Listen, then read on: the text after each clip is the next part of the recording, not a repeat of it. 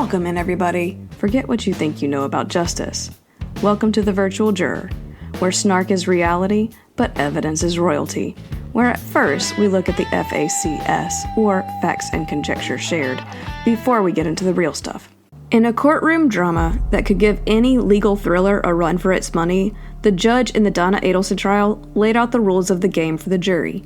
Adelson, in the hot seat for a trifecta of serious charges, first-degree M, conspiracy to commit first-degree M, and solicitation to commit first-degree M, listened as the judge explained the legal hoops the prosecution would have to jump through. The judge kicks things off with a bit of legal housekeeping, essentially striking the undo button of some earlier testimony.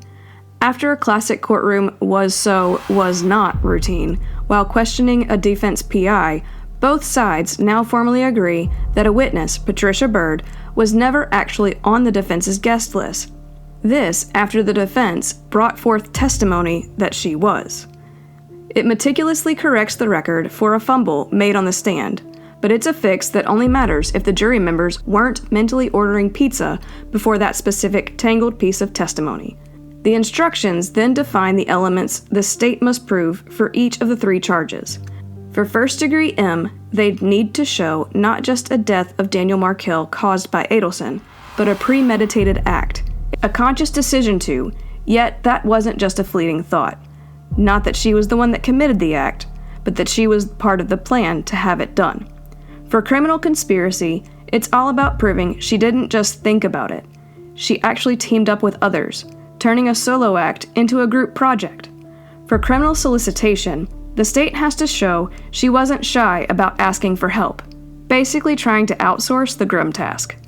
The jury was also given a crash course in Law and Order 101, learning about fancy legal terms like principle of a crime, and the ever-important presumption of innocence, where Adelson is officially innocent until proven guilty beyond a reasonable doubt, a doubt that has to be more than just a what-if scenario. The jurors were advised to use their common sense when sizing up witnesses, keeping an eye out for any with a potential axe to grind or a sweet deal to gain. This becomes especially interesting when you learn one of the defense experts decided the sequestration order was more of a gentle suggestion as she sat in the gallery to observe a fellow witness who testified before her.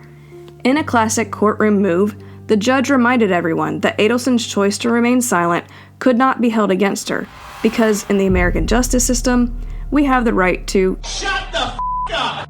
And you probably should. As the instructions wrapped up, preparing the jury for closing arguments, one could almost hear the dramatic music swelling, setting the stage for the final act. Well, that's all we have for this witness. So as always, love your family, love your pets, love your neighbors, and we'll see you next time.